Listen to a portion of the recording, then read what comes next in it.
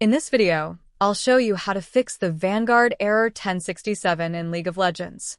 First, open the Services menu on your PC. Click anywhere in the list and press V to quickly find VGC. Once you locate it, make sure the startup type is set to automatic and that the service is running.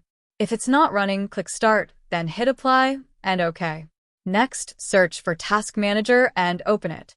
Go to the Startup tab, find Vanguard, and ensure it's enabled.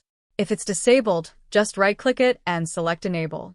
After that, restart your computer and check if the issue is fixed. If the error still appears, there's another method you can try. Open the Run dialog, type %localaptita% and press Enter. Scroll down and find the Riot Games folder, then delete it. If you can't delete it, make sure the Riot client is completely closed.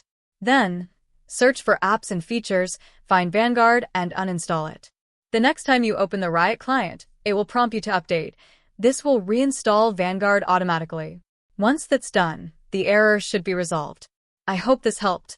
If it did, consider leaving a like and subscribing. Thanks for watching.